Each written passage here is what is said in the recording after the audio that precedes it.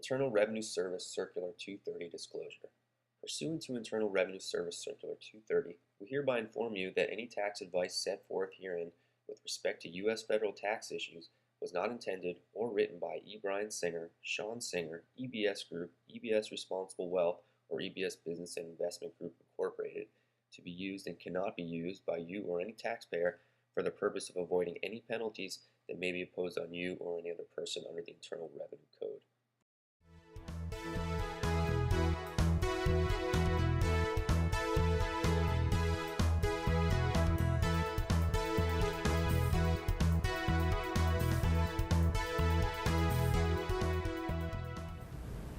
Welcome.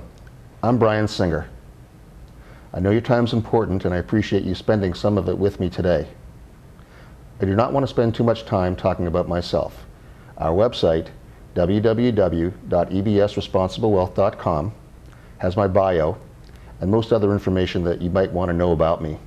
I will say, however, that in the course of my 35 years experience in dealing with tax-related matters, I may have saved my clients and others who have come to my lectures hundreds of millions of dollars in tax, and I'm hoping to be able to do something great for you as well. So if you like what you hear today, you can contact me through our website, www.ebsresponsiblewealth.com, to arrange for a free confidential consultation. The estate tax provisions of the Tax Relief, Unemployment Insurance Reauthorization, and Jobs Creation Act of 2010, which is commonly being referred to now as TRA 2010, came as a surprise to most people in the estate planning community. It was signed into law on December 17, 2010. It was done very quickly, at the last minute, included many unanticipated changes, and left out many changes that were anticipated based upon things that were proposed in previous tax bills. This video is going to summarize the major changes made by TRA 2010. While the focus of this presentation is on the estate tax aspects of the new law, I will briefly mention some of the income tax provisions. TRA 2010 extends the maximum income tax bracket at 35%, extends the repeal of the personal exemption phase-out and itemized deduction limitation, maintains the lower capital gains and dividend tax rates for another 2 years, lowers the Social Security payroll tax of self-employed persons and employees by 2 percentage points for 2011. Note that the reduction does not apply to the employer share. It increases the alternative minimum tax exemptions, extends the $100,000 charitable IRA rollover for individuals over age 70.5 through 2011, and extends the deduction for state and local sales taxes through 2011. Now let's move on to the main topic of today's presentation. That is, a summary of the estate, gift, and generation skipping transfer tax provisions of TRA 2010. TRA 2010 provides changes that apply for 2 years, 2011 and 2012. It extends the provisions of the Economic Growth and Tax Relief Reconciliation Act of 2001, commonly referred to as EGTRA, which includes the Bush tax cuts and the estate tax provisions. The provisions of TRA 2010 sunset at the end of 2012, which means that we go back to the rules that were in effect before EGTRA. That is, a $1 million estate and gift tax exemption with a maximum tax rate of 55%. Note that the maximum rate can be as high as 60% for certain size estates. The default rule is that the estate tax applies to people who died in 2010. However, the executor of the estate of a decedent who died in 2010 can elect to not have the estate tax apply and instead have the modified basis rules apply. The modified basis rules are essentially a carryover of the decedent's tax basis and assets to the beneficiaries of the estate, instead of the beneficiaries receiving a tax basis equal to the date of death value as is normal.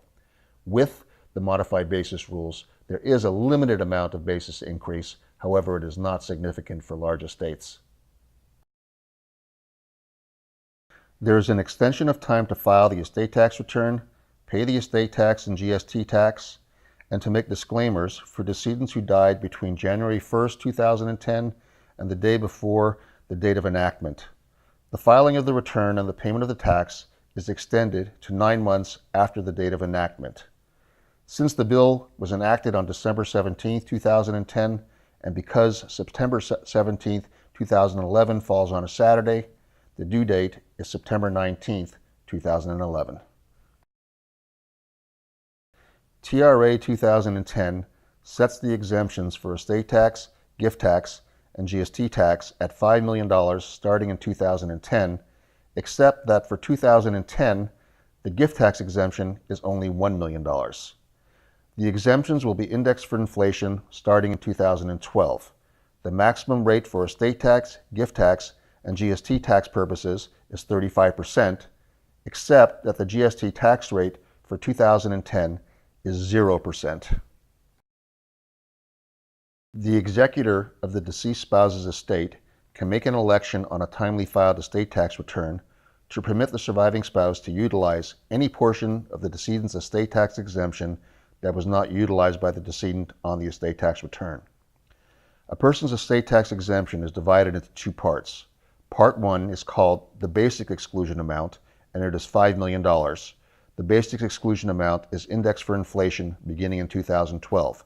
Part 2 is the deceased spousal unused exclusion amount, commonly referred to now as DSUEA.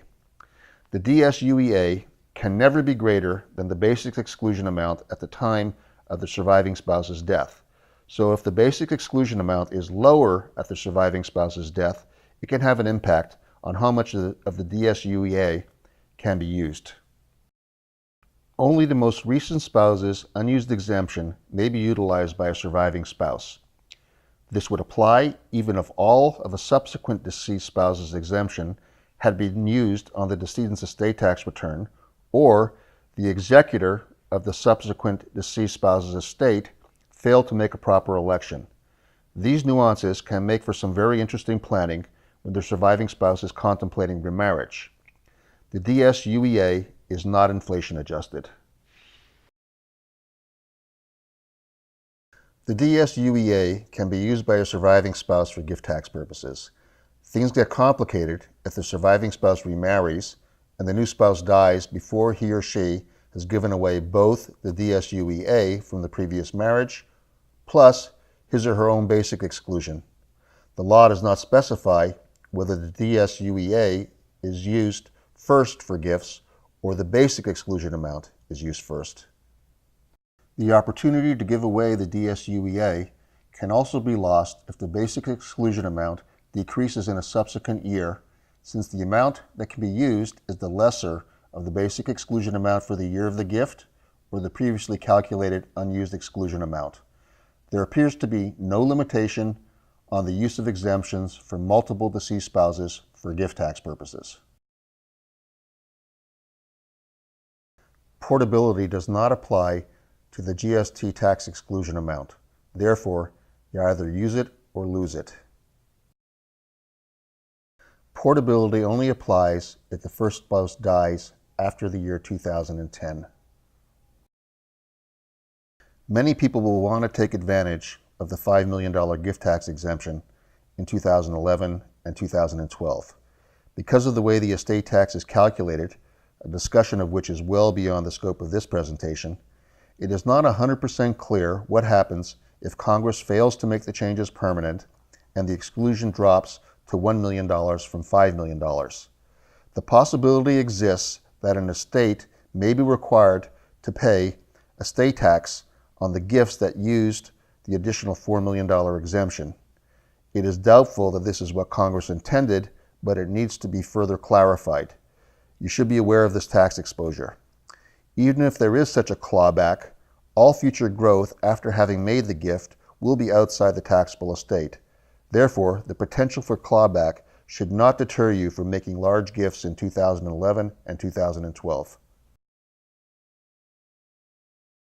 There are some wacky and maybe even morally reprehensible implications of the new portability rules, such as marriage to a poor dying person can yield tax savings for the survivor, or marriage to a wealthy dying person can cause a person to lose the DSUEA amount from a prior marriage if the new spouse dies first, Or wealthy spouses in shaky marriages might consider divorce, remarriage to poor, unhealthy persons, and then not remarry after the new poor spouse dies.